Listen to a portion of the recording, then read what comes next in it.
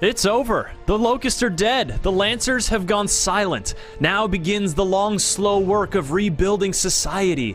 But Gears of Peacetime Reconstruction just doesn't have the same ring to it. And so we have Gears of War Judgment, a prequel that explores the trouble that some Delta squaddies got up to early in the Locust War. The meaty, explosive action that the Gears series does so well returns in fine form, but the new campaign structure makes it feel more like a series of combat challenges than a cohesive, dramatic undertaking. A few new modes and weapons keep the competitive multiplayer kicking, and the new Overrun and Survival modes serve as fun, class-based replacements for the Horde and Beast modes.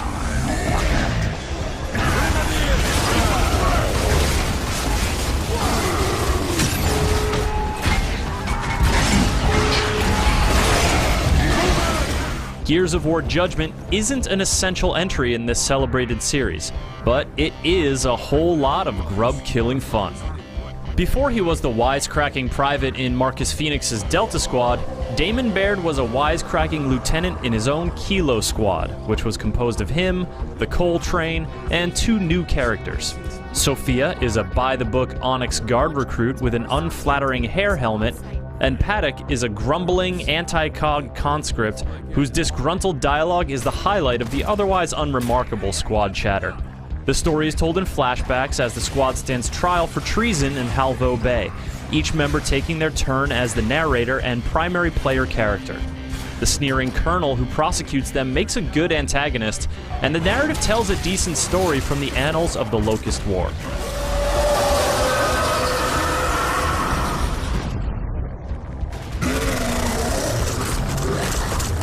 Yet it never achieves the dramatic heights of its predecessors, and this is partly due to the fragmented mission structure that just isn't very conducive to storytelling. Before almost every combat section, you are confronted with a big red Gears logo. These give you the choice to activate difficulty modifiers that put limitations on your visibility, your time, your weapons, your ammunition, etc. These modifiers, along with a few new guns and grenades, inject some fun variety into the combat, and on harder difficulties, the modifiers make things significantly more challenging. We arrived out of ammo. Lucky for us, we found some rich fool's private armory, filled with Nashers and sawed-offs. But while this structure benefits the action, the focus on scoring disrupts the flow of your adventure. Beginning a challenge section is painless, but at the end of each one, you are given a star rating and shown tallies of your accomplishments. These interruptive screens and the regular notifications comparing your stats to those of your Xbox Live friends make playing Gears of War Judgment feel like stunt work.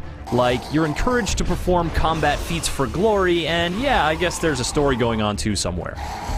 It's an odd feeling, to be sure, but given the achievement progress updates that were peppered throughout Gears of War 3, it's not really an unnatural progression. There's a lot of fun to be had with this structure and these modifiers, but those looking to experience another grand Gears campaign will be disappointed. There's also a shorter campaign called Aftermath, in which Baird and Cole return to Halvo Bay on a side mission during the events of Gears of War 3. Aftermath follows a more traditional structure without modifiers and scoring, but though it's nice to see Paddock again, Aftermath is too slow-paced for its own good.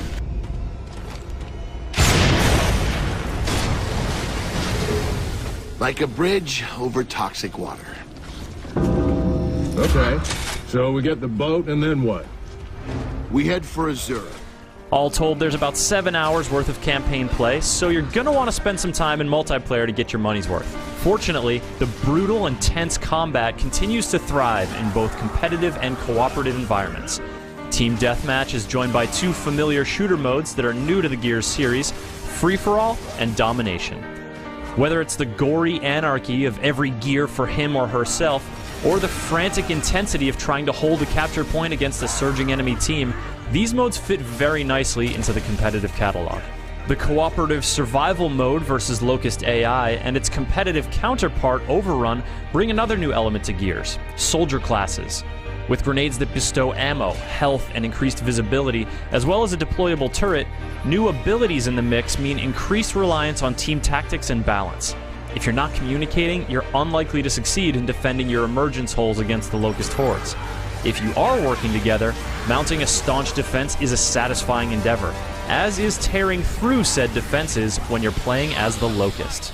Survival and Overrun modes replace the Horde and Beast modes of years past, but they scratch the same itches and add a few fun new twists. These changes, along with the structural differences in the campaign, make Judgment feel like its own game, worthwhile and exciting in its own right. Yet, it still stands in the shadow of those that came before it, and little things like loading hiccups and soft textures underscore the fact that Judgment feels like a lesser achievement. Still, it's a heck of a lot of fun, and if you still enjoy utterly destroying hulking monstrosities with one blast of your sawed-off shotgun, you're going to find a lot to like in Gears of War Judgment.